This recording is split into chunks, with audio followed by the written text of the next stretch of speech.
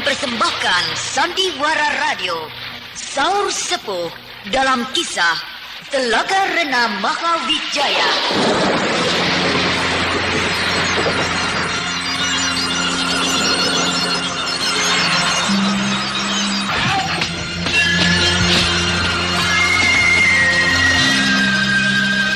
Saur Sepuh dalam kisah Telaga Rena Mahawijaya diproduksi oleh Haravana Record.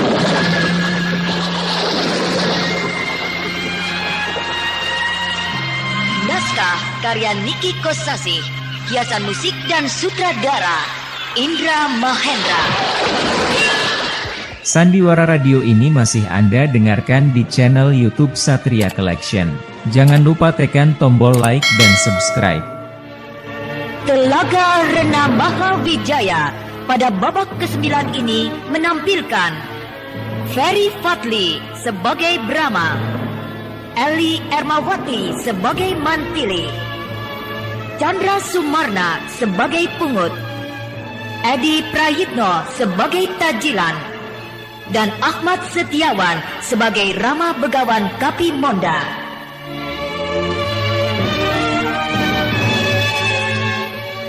Inilah Telaga Rena Mahawijaya babak ke-9.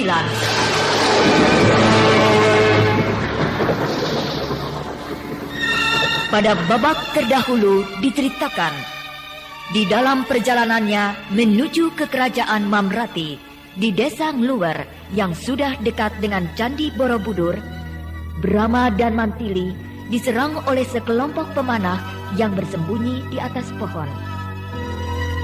Tapi berkat kesigapan Mantili, berondongan panah itu dapat ditangkis. Kemudian panah-panah itu dikembalikan kepada pemiliknya. Maka tak ayal lagi, para pemanah itu berjumpalitan, berjatuhan dari atas pohon, terbanting ke tanah, ditembus panahnya sendiri.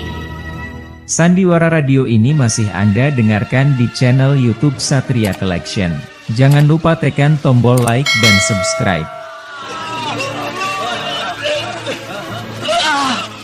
Anak buahku semuanya berjatuhan. Ada di atas pohon, terbanting ke tanah.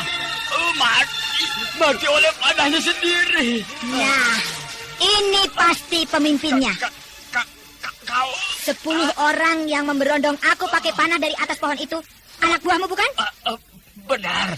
Kenapa kau mau membunuh aku? Kau membunuh teman-teman kami. Siapa teman-temanmu itu?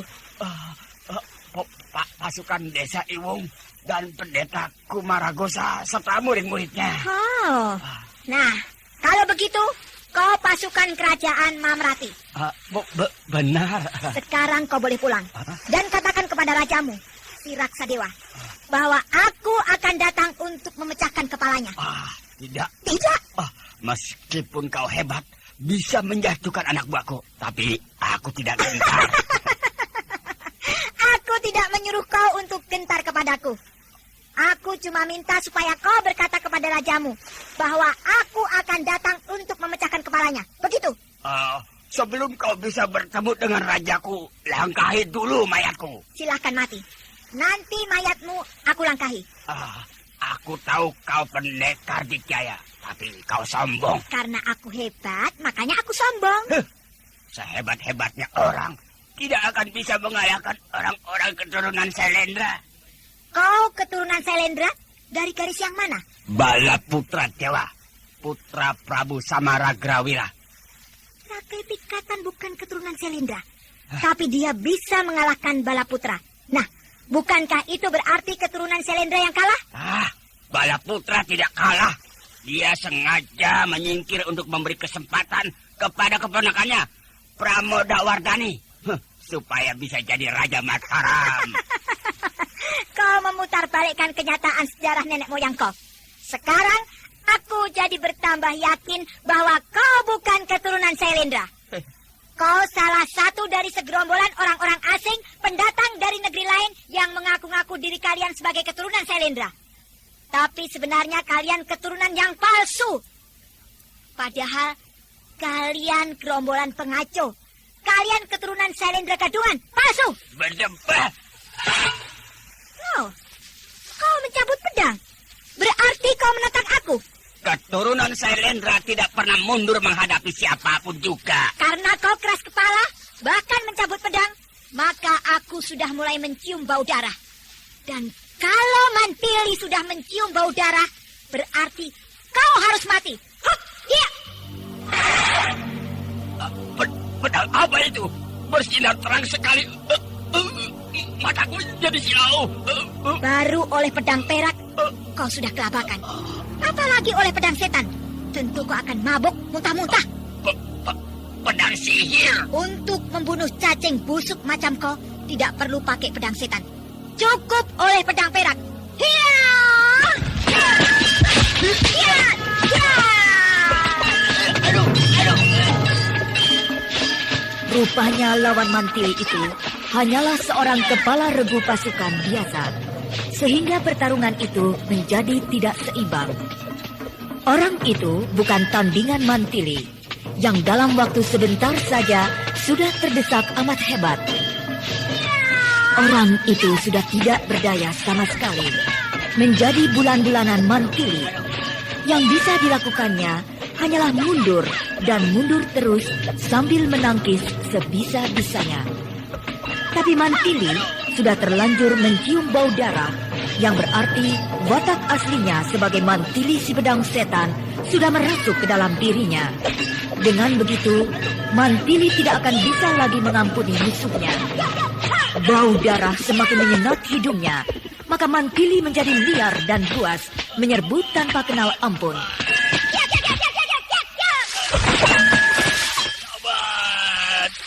Mampus kau keparat. Ampun. Jangan. Pedang perak Mantili membabat pedang lawan, maka tak ayal lagi pedang lawan putus menjadi 3 potong. Mantili terus menerjang, orang itu menjadi pucat, tubuhnya gemetar.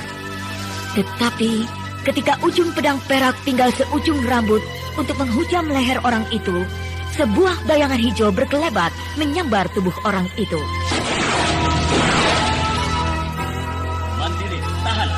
Lepaskan orang itu. Mantili, sadarlah. Dia harus mati. Aku berkata sadar. Ternyata bayangan hijau yang berkelebat itu adalah Brahma. Mantili menjadi geram melihat musuhnya lolos dari maut. Kedua matanya menyala, merah membara, memandang dengan angker kepada Brahma.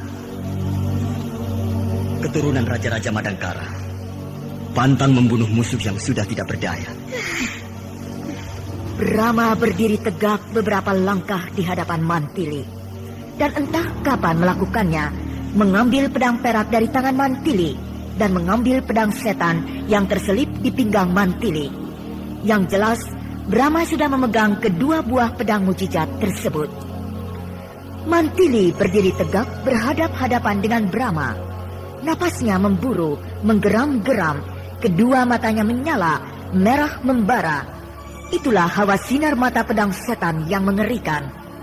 Tetapi ketika tatapan matanya bertemu dengan tatapan mata Brahma yang teduh dan sejuk, bagaikan air telaga yang meredam segala hawa panas, maka perlahan-lahan sinar mata Mantili menjadi redup, dan napasnya berangsur-angsur menjadi teratur kembali. Akhirnya, Mantili dapat kembali menguasai dirinya, kemudian duduk bersimpuh dan menyembah kepada Brahma. Saya mohon ampun, Kakang. Saya telah berlaku kasar terhadap Kakang. Dengan isyarat tangan, Brahma menyuruh orang yang tadi bertarung dengan Mantili supaya pergi dari tempat itu. Dengan wajah pucat dan tubuh gemetar, orang itu mengangguk-angguk, terbungkuk-bungkuk, kemudian kabur, lari terbirit-birit meninggalkan tempat itu. Kemudian Brahma berjalan mendekati Mantili, dan penuh rasa kasih dan sayang, dia memegang pundak Mantili. Bangunlah adikku Mantili. Kakang Brahma.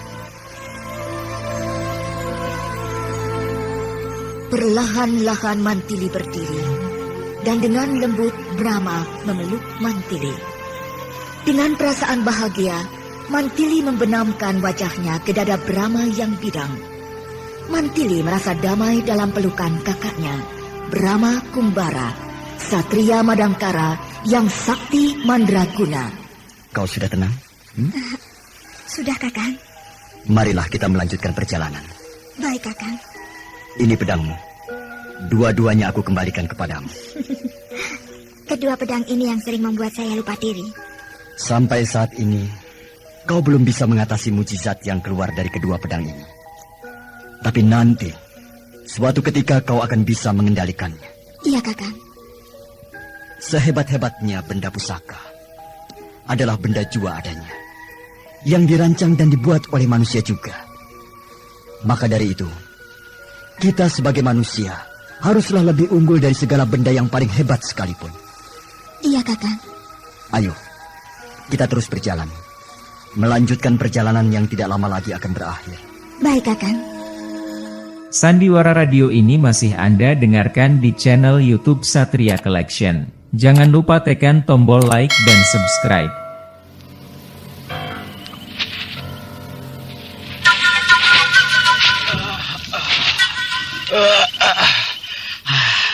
Itulah Candi Borobudur. Akhirnya aku sampai juga di Borobudur. Rama! Rama Begawan! Rama Begawan kami mana? Rama Begawan kami mana? Hoi! Bukankah itu Pungut? Iya! Aku Pungut! Hei! Hei Pungut, ada apa dengan kau kawan? Rama Begawan mana? Dia ada di puncak Candi Borobudur itu, sedang bersemedi. Aku mohon menghadap. Sabar kawan, tunggulah sampai nanti senja, beliau akan turun. Kau nampak sangat letih. Pakaianmu kotor dan robek-robek. Marilah kita ke markas. Ya. Kau bisa istirahat di sana sambil menceritakan apa yang kau alami. Baik.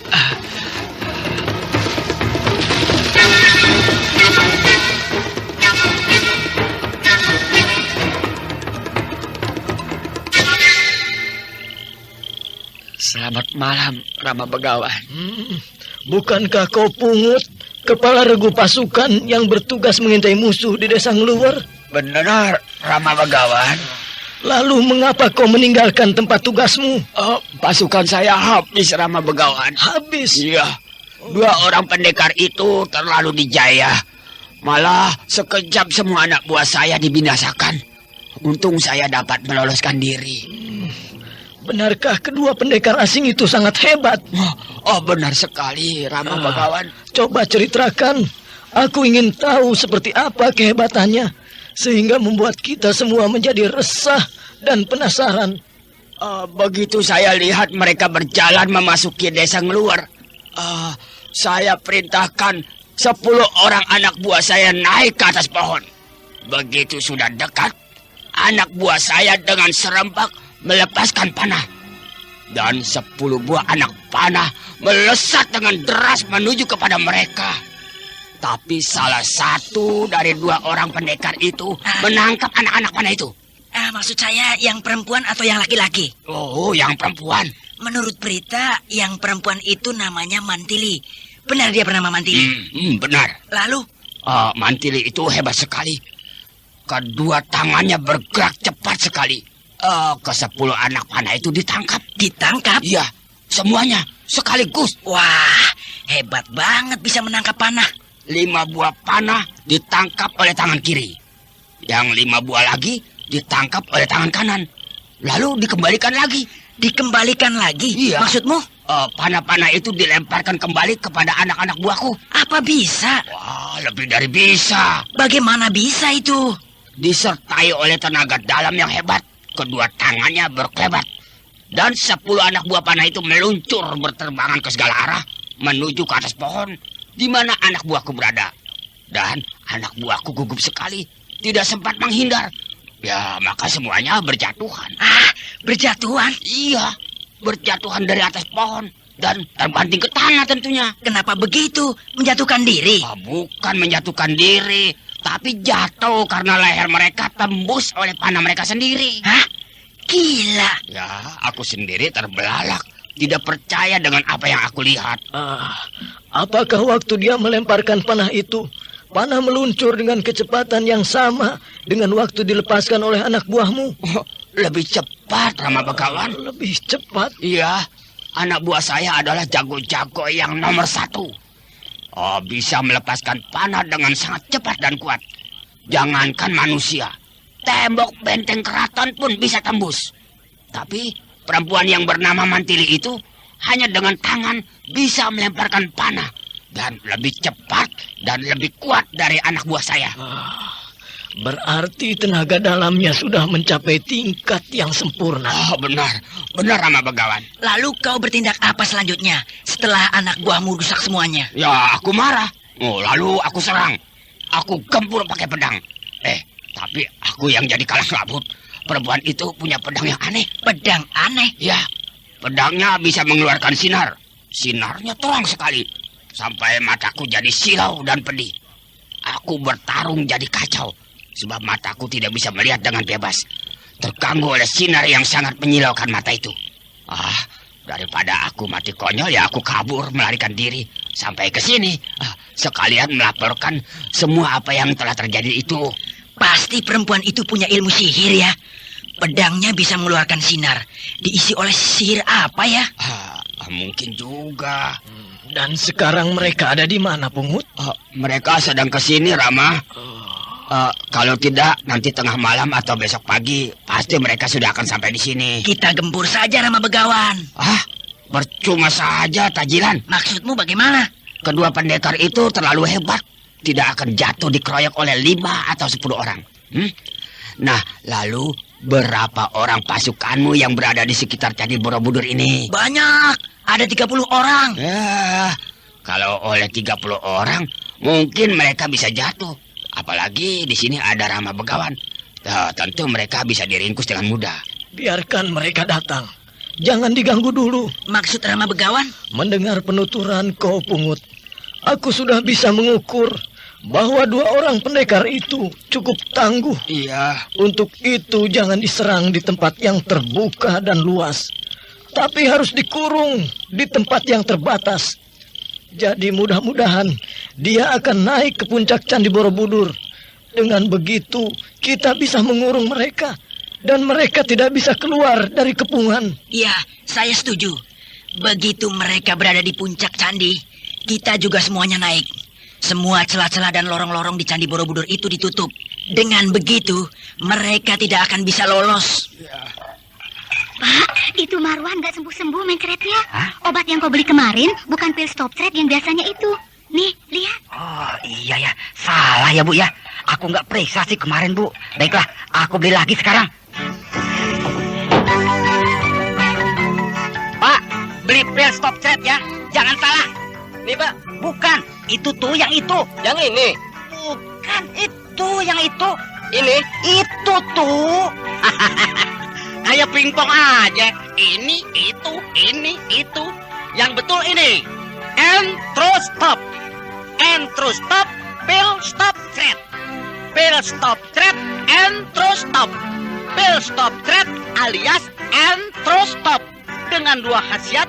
Nomor 1, sembuhkan mencret. Nomor 2, segarkan badan. Kalau mules, diare, disentri, buang-buang air, ingat, stop dengan Entrostop. Nah, ini yang benar, Pak. Pil stop thread hanya Entrostop. Iya, pokoknya ingat stop, ingat Entrostop. Set.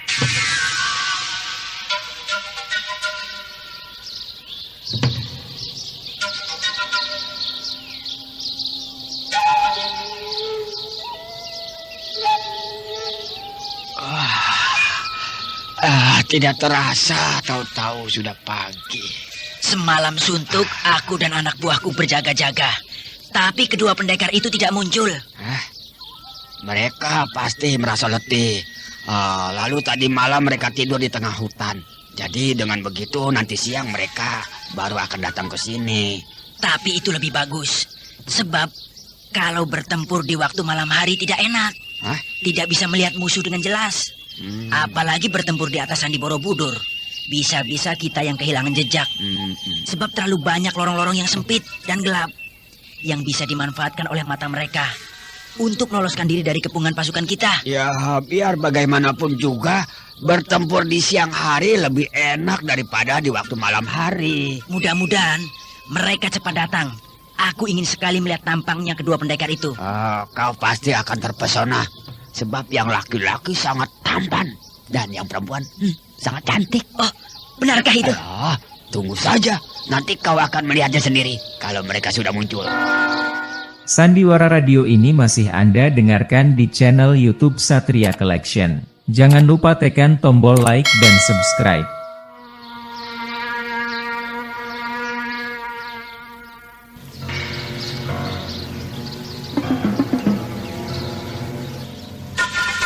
Wah, sialan. Kalau tahu tadi malam mereka tidak akan muncul, aku mendingan tidur sepuas-puasnya. Ya, ngantuk-ngantuk juga aku tahan. Kalau mereka muncul. Tapi tak tahunya sampai pagi tidak nongol. Alah, masa bodoh ah. Siang ini aku mau tidur saja ah. Jangan, Jilan. Kalau mereka muncul di siang hari begini, lalu bagaimana? Alah, gampang. Bangunkan saja aku. Ya. Aku juga mau tidur saja. Yang jaga biar anak buah kita. Sebab mereka tadi malam berjaga bergiliran. Jadi mereka masih bisa tidur tadi malam. Iya, kalau ada apa-apa, tentu kita akan dibangunkan oleh anak buah kita.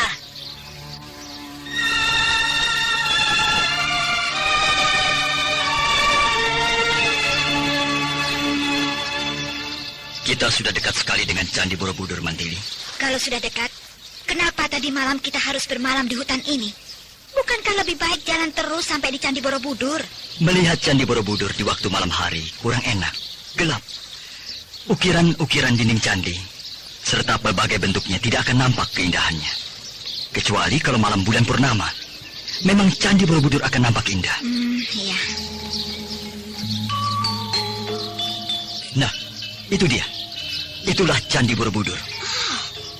Dewata yang agung, besar sekali dan tinggi.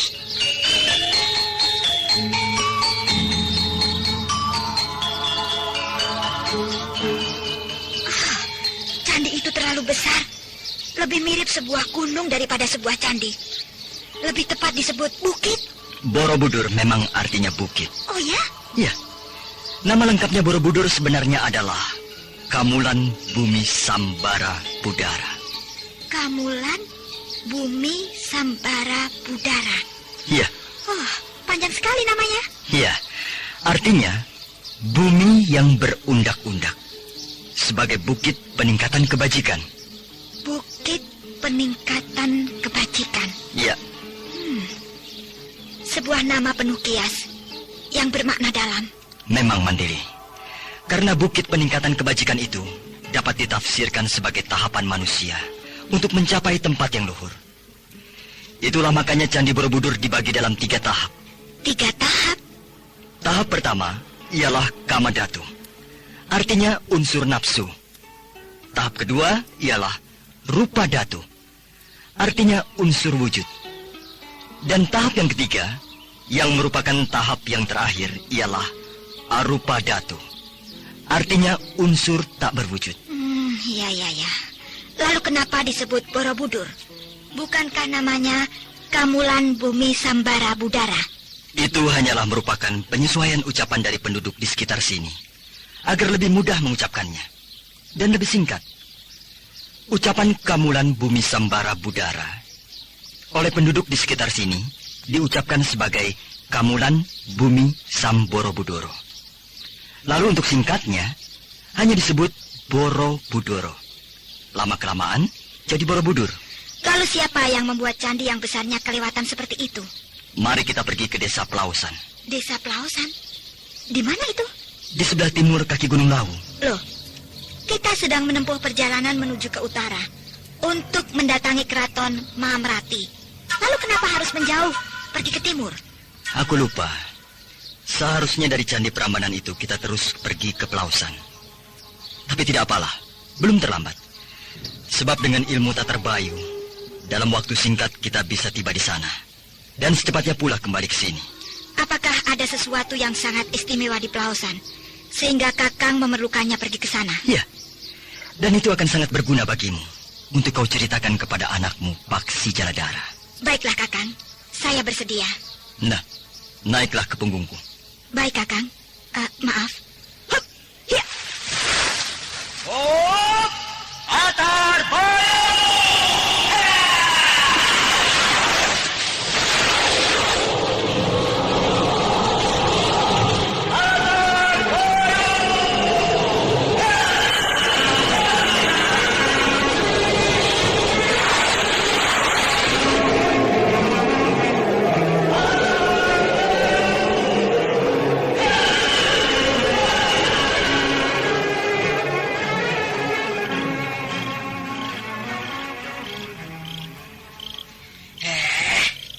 Malam lagi. Kemana itu orang? Tidak muncul-muncul. Iya, kemarin malam tidak muncul. Tadi siang juga tidak. Dan malam ini, sama saja. Mungkin mereka takut ya. Takut? Iya. Brahma dan Mantili tahu kalau dia ditunggu di sini. Dia ditunggu mau diringkus. Jadi mereka melarikan diri. Bagi pendekar dijaya seperti mereka, rasanya tidak mungkin melarikan diri. Kalau tidak lewat jalan ini, itu mungkin. Maksudmu? Untuk lebih mempercepat perjalanan, mereka tidak melewati Candi Borobudur ini, melainkan mengambil jalan pintas yang lebih cepat. Wah, benar juga ya. Kalau begitu, kita harus melaporkannya kepada Rama Begawan Kapimonda. Atau menghubungi pasukan yang bermarkas di desa Bandongan atau desa Windusari. Agar supaya mereka bersiap siaga kalau Brahma dan Mantili nanti lewat. Ayo, kita menghadap kepada Rama Begawan. Ayo. Sandiwara Radio ini masih Anda dengarkan di channel YouTube Satria Collection. Jangan lupa tekan tombol like dan subscribe. Kalian tidak perlu resah, sebab mereka sedang pergi ke suatu tempat untuk keperluan yang nampaknya amat penting. Pergi ke suatu tempat, Rama Begawan? Untuk suatu keperluan yang amat penting. Maksud Rama Begawan? Aku tidak tahu apa yang hendak mereka perbuat. Tapi yang jelas, mereka tidak pergi ke Mamrati, sebab perginya ke arah timur. Apakah mereka akan membatalkan niatnya untuk pergi ke Mamrati? Tidak. Meskipun aku tidak tahu siapa mereka sebenarnya dan berasal dari mana. Tapi yang jelas, mereka para pendekar yang selalu mengagung-agungkan keadilan dan kebenaran. Dan gagah-gagahan dalam membela kaum tertindas. Maka mereka akan terus melaksanakan niatnya menyerang kita yang dianggapnya kita adalah pihak yang salah. Jadi mereka tetap akan pergi ke Keraton Mamrati. Kalau begitu, mungkinkah mereka pergi ke arah timur dengan tujuan mau minta bala bantuan? Entah menghubungi teman-temannya atau juga gurunya. Hal itu mungkin saja. Kalau begitu, kita harus memperkuat diri. Ya, kita bisa minta bantuan pasukan tambahan dari desa Bandongan dan Windusari. Rama Begawan? Ya. Rama Begawan mengetahui Brahma dan Mantili pergi ke arah timur. Ketika aku sedang berdiri di puncak Candi Borobudur, sekilas aku melihat bayangan berkelebat sangat cepat menuju ke arah timur. Dan aku yakin bayangan itu Brahma dan Mantili. Iya.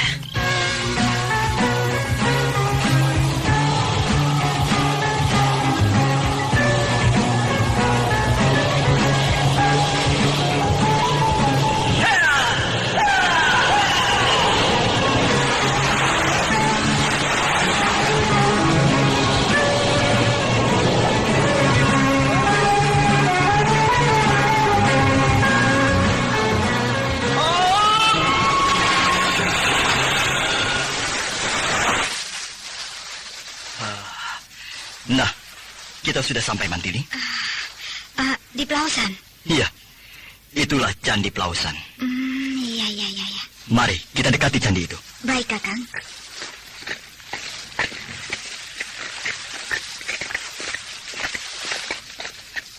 Mantili, lihat. Lihat pada dinding candi itu. Ada apa? Banyak tulisan. Ya, tulisan-tulisan yang dipahat pada dinding candi cukup banyak. Tulisan apa ya? Bacalah. Dharma Sri Maharaja Rakai Pikatan. Kenapa berhenti? Sri Maharaja Rakai Pikatan, bukankah Raja Mataram? Suami Putri Pramodawardhani yang berperang dengan Balaputra di desa Iwung. Ya, benar Mantili. Berarti tulisan yang dipahat pada dinding candi ini tulisan Prabu Rakai Pikatan. Biasanya yang diperkenankan menulis pada dinding candi sebagai tanda peringatan dari sebuah peristiwa tertentu hanyalah para pendeta atau si pembuat candi itu sendiri atas perintah raja dan diberkati oleh pendeta Brahmana. Jadi Prabu Rakai Pikatan yang menyuruh atau memberi perintah untuk menuliskan pesan-pesannya di sini? Iya. Baiklah, saya akan meneruskan membaca, Kakang. Silakan. Seperti halnya dengan telur, jika telah dirusak, tidak lagi dapat menetas. Demikian pula, barang siapa yang merusak batu ini, dia akan musnah. Jika dia masuk hutan, semoga ditelan harimau. Jika dia berjalan di ladang, semoga digigit ular. Jika dia ke sungai, semoga dimakan buaya. Demikianlah, semoga musnah barang siapa yang berani merusak tanah Sri Kahulunan. Sudah, Kakang? Iya. Kakang, di sini ada nama orang, Sri Kahulunan. Siapakah dia, Kakang? Putri Pramodawardhani. Putri Pramodawardhani? Iya. Setelah dia menjadi permaisuri, memakai gelar Sri Kahulunan. Iya. Tulisan-tulisan itu disebut prasasti persumpahan. Prasasti persumpahan? Iya. Seperti yang kau baca tadi, isinya adalah persumpahan. Artinya, siapa saja yang merusak tanah Sri Kahulunan, dia akan disumpah, bahkan dikutuk. Kenapa begitu, Kakang Brahma?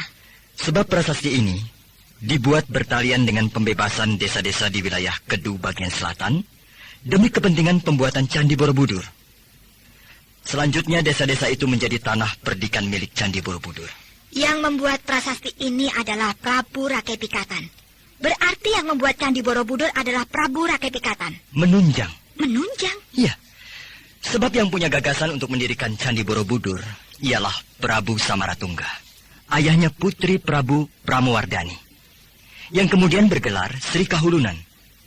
Nah, Prabu Rakai Pikatan sebagai menantunya dengan sepenuh daya menunjang pelaksanaan pembangunannya. Bahkan untuk lebih memperlancar pembangunan Candi Borobudur itu, dia membuat prasasti di Candi Pelausan ini. Ya, Putri Pramodawardhani pada prasasti ini sudah memakai gelar Sri Kahulunan. Berarti dia sudah jadi permaisuri. Dengan begitu, artinya suaminya yaitu Prabu Rakai Pikatan sudah menjadi raja kerajaan Mataram. Benar, Mandili. Kalau begitu, ketika dimulai pembuatan Candi Borobudur, Prabu Samaratungga sudah tidak jadi raja Mataram lagi. Sebab Prabu Rakai Pikatan sudah dinobatkan menjadi raja Mataram. Benar. Dan hal itu bisa kau lihat. Angka tahun yang tertera di bawah tulisan itu. Iya. 842. Tahun 842. Iya. Tahun 842, Rakai Pikatan yang nama aslinya Jatiningrat menikah dengan Putri Pramodawardhani dan dinobatkan menjadi Raja Mataram, yang kemudian bergelar Sri Maharaja Prabu Rakai Pikatan.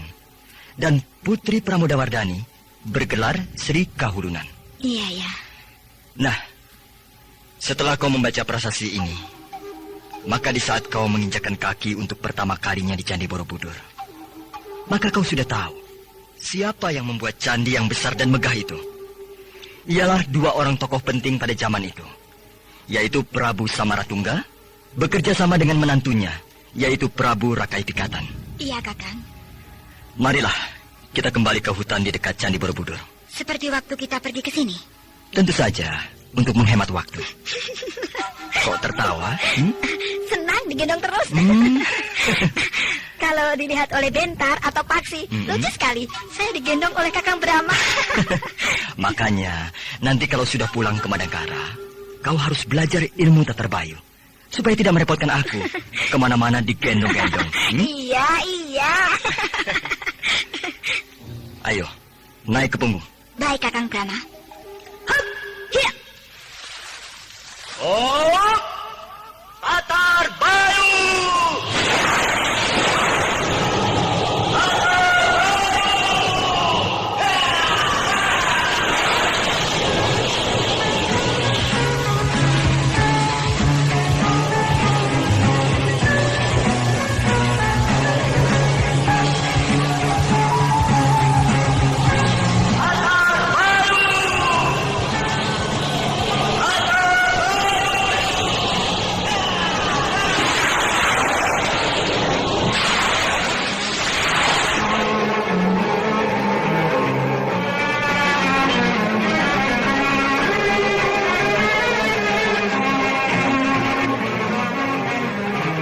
Bagaimana Tajilan? Sudahkah hubungi pasukan kita yang bermarkas di desa Bandongan dan desa Windusari? Sudah. Dalam waktu 2 hari, bantuan pasukan akan datang. Bagus.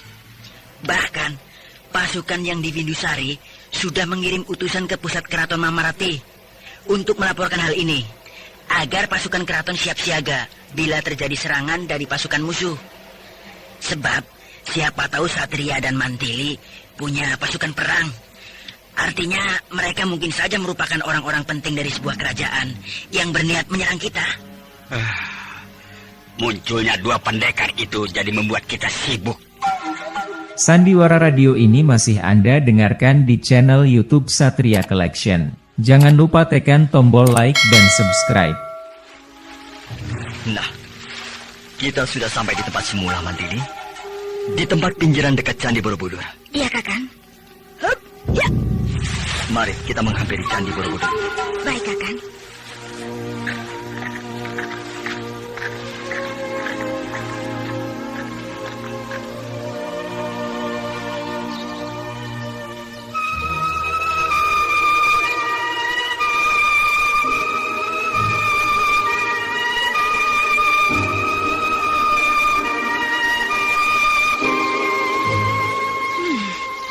Halaman candi ini luas sekali dan ringan, tapi keadaannya tidak teratur.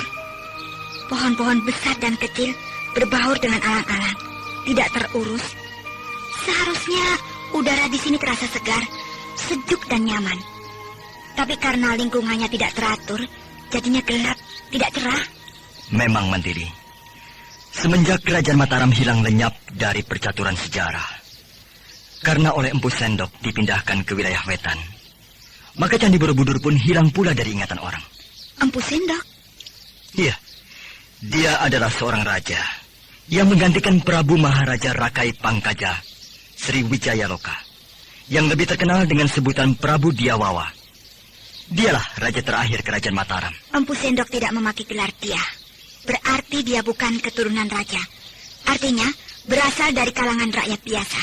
Benar. Empu Sendok berasal dari keturunan rakyat biasa.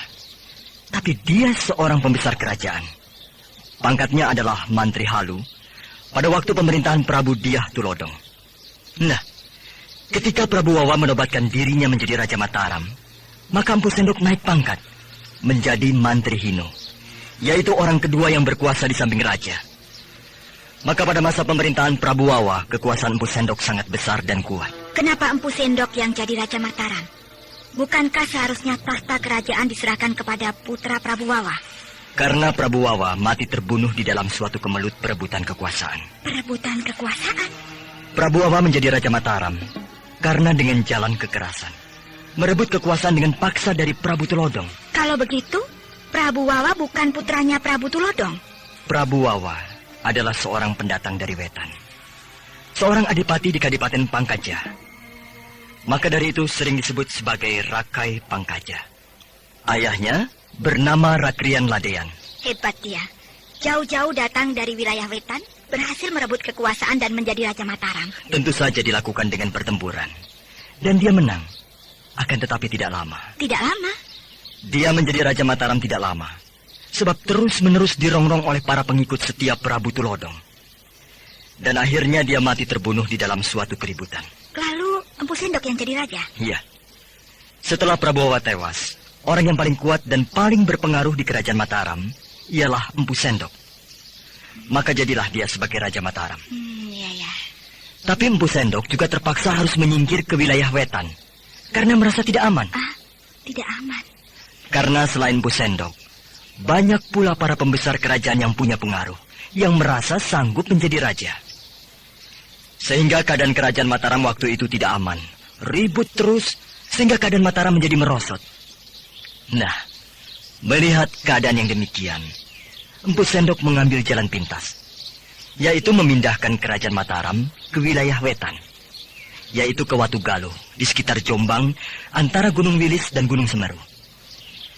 Jadi pada saat itu, penobatan Empu Sendok menjadi Raja Watu Galuh dalam keadaan darurat. Nama kerajaannya diganti, bukan Mataram lagi. Iya, kerajaan yang baru lahir itu oleh Empu Sendok dinamakan Kerajaan Watu Galuh. Kalau begitu, nama kerajaan Mataram sudah berakhir. Iya, dengan berdirinya Kerajaan Watu Galuh, maka tamatlah riwayat Kerajaan Mataram. Tapi bukankah bisa diartikan bahwa kerajaan Watu Galuh adalah kelanjutan dari kerajaan Mataram? Sebab Empu Sendok adalah orang Mataram. Iya, kau benar, Mantili. Maka semenjak itu kemegahan Candi Borobudur lambat laun menjadi suram. Pamornya merosot dan akhirnya terlantar. Seperti yang kita lihat sekarang ini. Keadaannya sangat menyedihkan. Lembab dan kotor, tidak terawat sama sekali. Iya. Nah, mari kita berjalan berkeliling ke arah selatan. Sebab di bagian itu, kaki Candi Borobudur ini tidak semuanya melesak ke dalam tanah. Sehingga kau bisa melihat jajaran lukisan dan ukiran-ukiran yang sangat penting artinya. Baik, Kakang. Mereka bergerak ke arah kanan. Mari kita sergap. Jangan. Biarkan mereka sampai naik ke atas candi. Baru kita sergap. Kalau mereka tidak naik bagaimana? Kita paksa supaya naik. Digiring. Ya. Kalau begitu, aku harus memerintahkan pasukan supaya menyebar menjauhi Candi Borobudur. Iya. Lalu membuat lingkaran besar mengurung wilayah candi ini. Supaya kalau mereka tidak berniat naik ke atas Candi Borobudur, kita bisa merangsek dan menggiring mereka. Ya, betul. Mantili sangat tertarik kepada riwayat pembuatan candi yang besar dan megah itu, terutama saat-saat runtuhnya kerajaan Mataram, sebuah kerajaan besar yang pernah jaya dan pernah pula mengalami zaman keemasan. Namun, tanpa mereka sadari bahwa sebenarnya tempat itu sudah dikurung dengan rapat oleh pasukan keraton Mamrati. Setiap gerak-gerik Brahma dan Mantili diawasi dengan ketat untuk pada saatnya disergap. Dapatkah Brahma dan Mantili mengatasi sergapan pasukan keraton Mamrati yang jumlahnya banyak itu, serta dipimpin oleh seorang begawan yang sangat dikjaya, yaitu Begawan Kapimonda? Nah, pendengar yang budiman, marilah kita ikuti lanjutan serial Sandiwara Radio ini.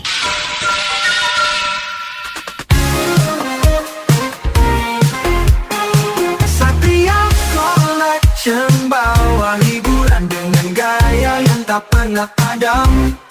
Jangan ragu